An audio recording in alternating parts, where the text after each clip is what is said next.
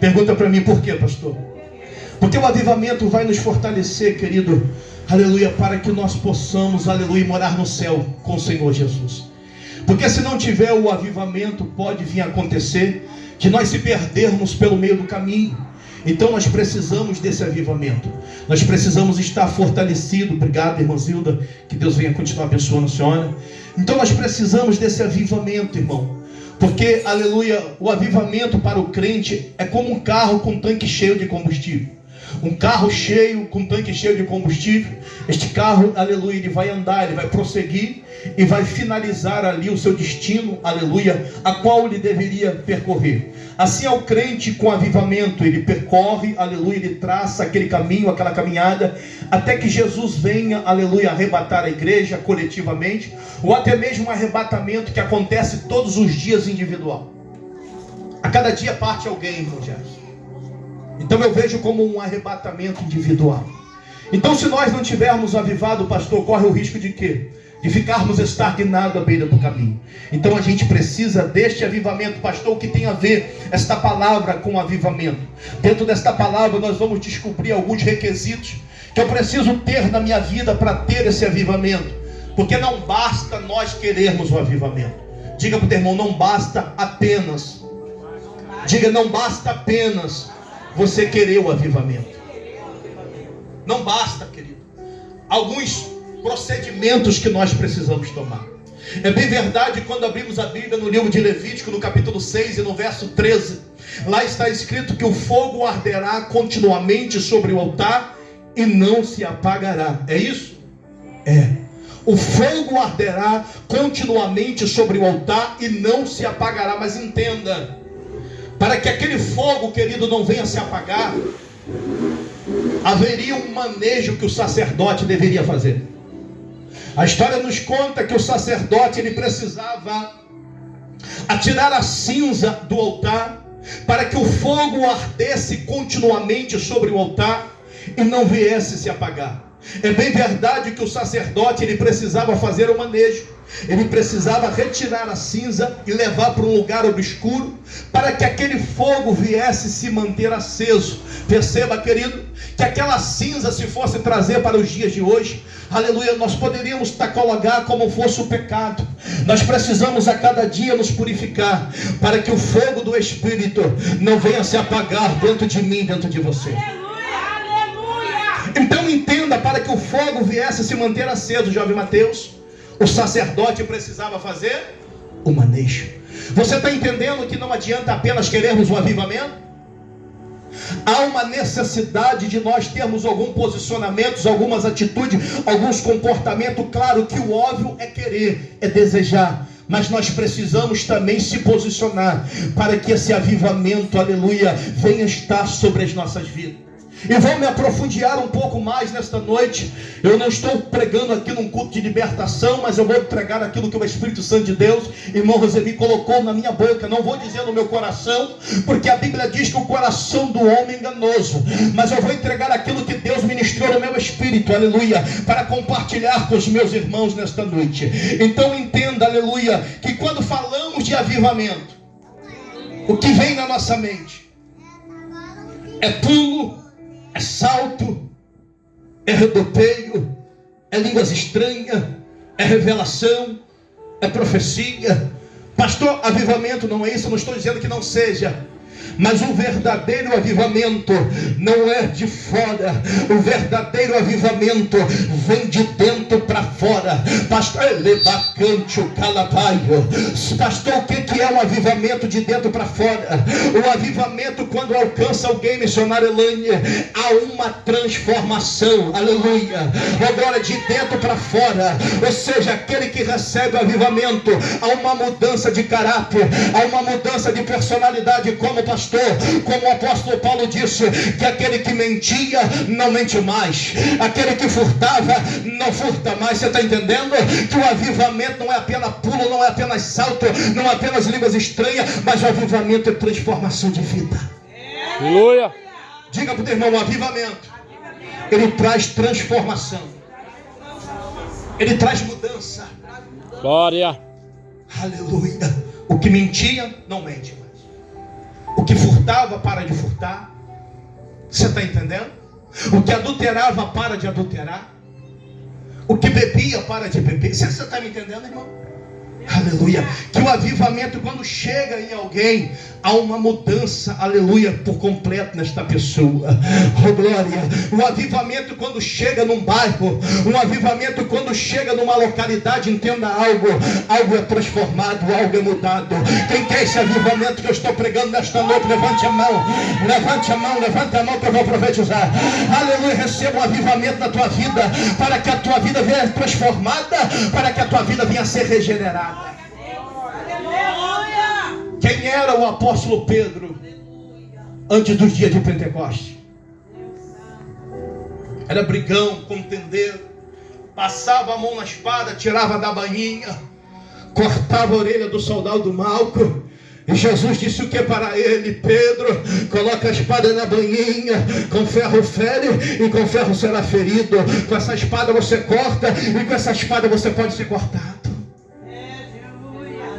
Irmão, Pedro, antes do dia de Pentecostes, aleluia, ele não tinha nem ousadia de orar pela sua sogra, porque a Bíblia diz que Jesus, saindo de um culto de uma sinagoga, Jesus vai para a casa da sogra de Pedro, e quando chega lá, a sogra de Pedro está ardente em febre. Jesus pega pela mão, e a história nos conta que a febre o deixa. Você entende?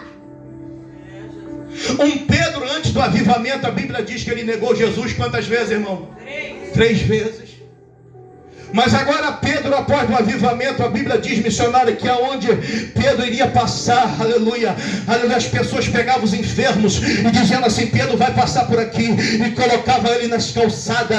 E a Bíblia nos conta que a sombra de Pedro passava os enfermos e é curado. Diga para o irmão: é esse avivamento que eu quero, é esse avivamento que eu preciso. Você entende a diferença? Não adianta você pular aqui e mentir lá fora. Não adianta eu profetizar aqui, mas eu xingar lá fora. O avivamento muda não de fora, mas muda de dentro para fora. Quem quer esse avivamento, irmão? Essa transformação interna.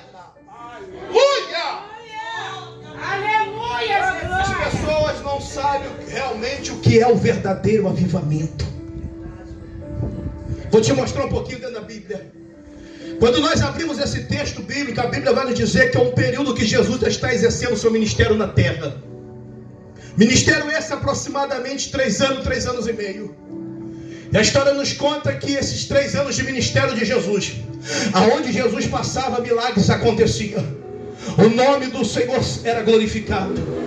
Mas o texto nos diz agora que Jesus está exercendo o seu ministério terreno.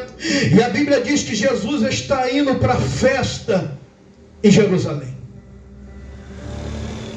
Só que no meio do percurso, a Bíblia vai dizer que Jesus vai mudar a sua geografia. A Bíblia diz que Jesus agora vai mudar a rota. Ele não sobe para a festa, mas ele vai para o tanque de Betesda. Olha que coisa interessante. Preste bem atenção. Eu acredito, não está escrito na Bíblia, mas a Bíblia não me impede de conjecturar, que Jesus não estava indo sozinho para a festa. O colégio apostólico estava indo com ele. Os seus discípulos, os seus aprendizes estavam indo para Jerusalém para a festa com Jesus. E quando Jesus muda agora a rota, a geografia, e vai, aleluia, em direção ao tanque de Betesda, eu creio que os discípulos começam, aleluia, a questionar, dizendo: Senhor, nós não iríamos para a festa? Quero crer, irmão Jefferson, que os discípulos dizendo: lá na festa vai ter bolinho, lá na festa vai ter comemoração. Mas entenda uma coisa, querido, quando nós olhamos para Jesus, nós vemos o perfil do avivamento. Preste bem atenção, ele vai dizer na Bíblia que, aleluia, que quem precisa de médico não são os sãos, mas são os enfermos. Preste bem atenção, Jesus agora, ele rejeita o momento de festa para estar junto com mancos, com cegos, com paralítico e com coxo que estava à borda daquele tanque. Preste bem atenção, aleluia, nós precisamos ter um entendimento de algo, irmão. Como conhecer alguém que tem um avivamento? Essa pessoa que tem um avivamento, ele não vai trocar um momento de prazer, de festa, Aleluia. Ele não vai, aleluia, trocar, aleluia, o momento de estar como enfermo fazendo uma oração, ou está, aleluia, adorando o Senhor como nós estamos aqui, pelo momento paliativo de prazer lá fora. Entenda uma coisa: não adianta nós querermos um avivamento, irmão Rosemir. Há uma necessidade de nós renunciarmos à nossa carne para que nós viemos viver esse avivamento. Quem sabe há alguém aqui nesta noite que foi convidado para o churrasco, para a pizzaria? Nada contra. Eu não estou te dizendo que o crente não pode ir numa churrascaria. Eu não estou te dizendo que o crente não pode ir numa pizzaria, não. Mas eu estou dizendo uma coisa: se você e eu queremos um avivamento, nós vamos ter que renunciar. Calabachuri, calabai. Preste atenção, querido. Não tem como viver o avivamento se nós não abrirmos as mãos, aleluia, do prazer da carne. Preste bem atenção. Não adianta eu querer um avivamento se eu não troco, aleluia, o momento de prazer para um momento de santificação. Porque a Bíblia vai dizer: segui a paz com todos e a santificação, sem a qual ninguém verá o Senhor. Entenda algo: não adianta querermos um avivamento se nós não queremos renunciar o prazer e o desejo da carne. A Bíblia diz, aleluia, que o Espírito está pronto, mas a carne é fraca. Para quê, irmão? Preste atenção.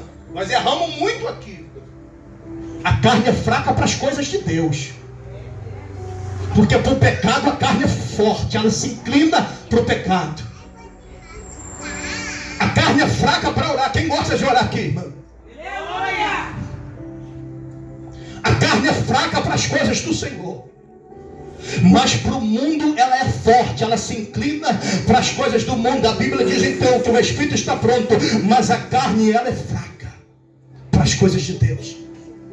Já que Paulo escreveu na Gálatas capítulo 5, verso 16 e diante, ele vai catalogar os frutos do Espírito, aleluia, e o da carne. Só que dentro dessa guerra, porque preste bem atenção, irmão, vou resumir aqui e fechar. Enquanto eu tiver essa matéria, apóstolo, enquanto nós estivermos nessa carcaçazinha bonita que nós temos aqui, física, vai ter essas duas naturezas brigando em nós. A carne quer uma coisa e o Espírito quer outra. A carne quer os prazeres do mundo e o Espírito quer as coisas de Deus.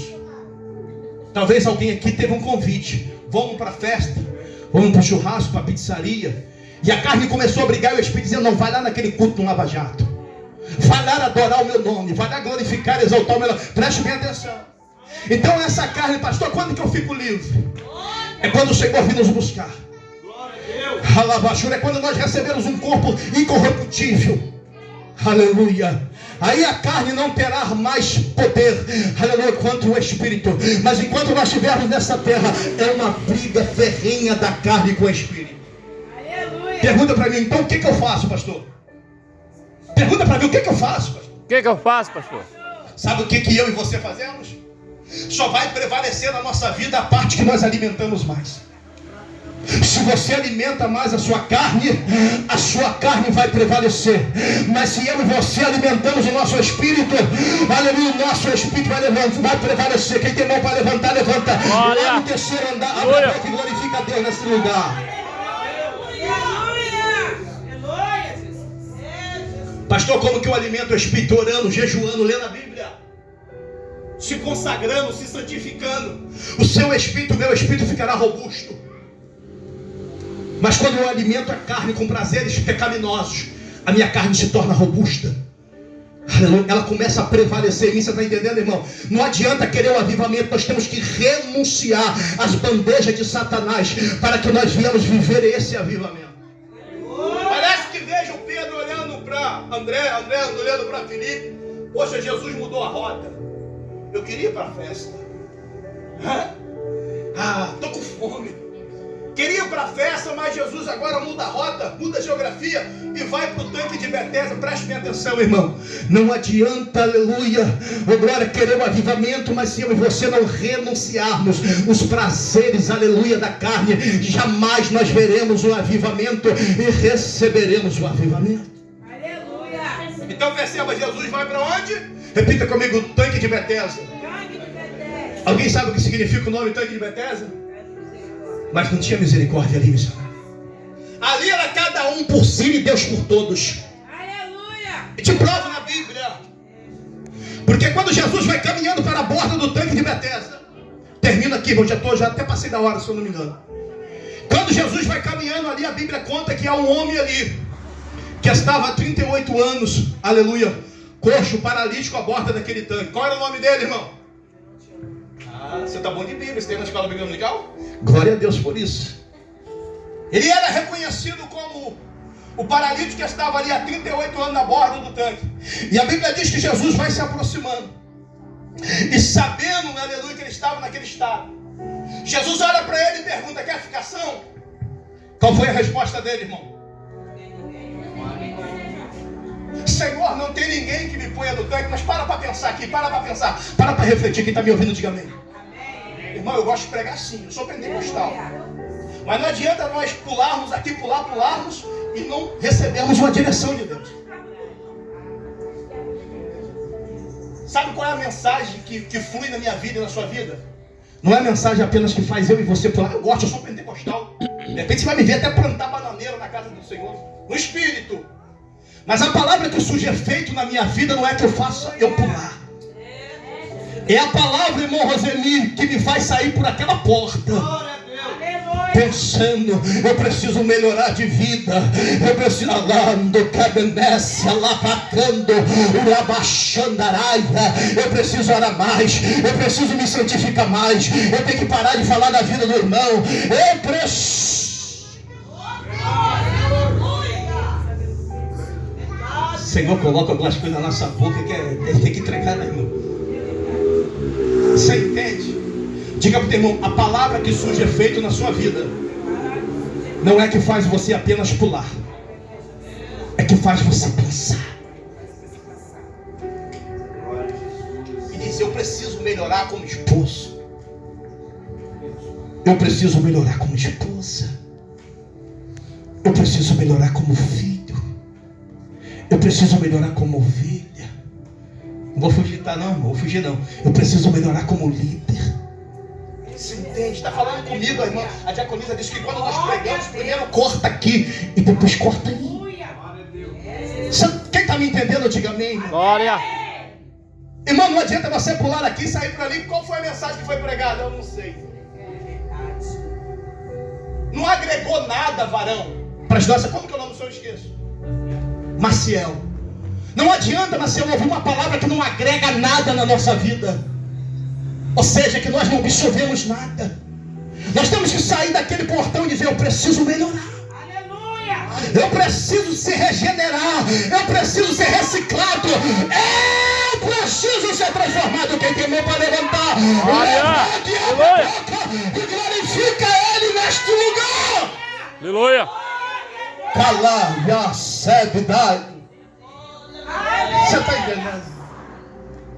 Eu aprendi a pregar para a gente pensar e refletir.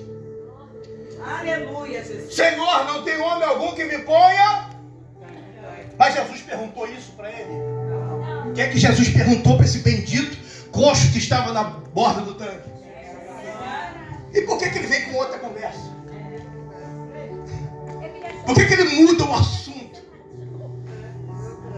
Jesus está dizendo: você quer ficar curado, meu filho?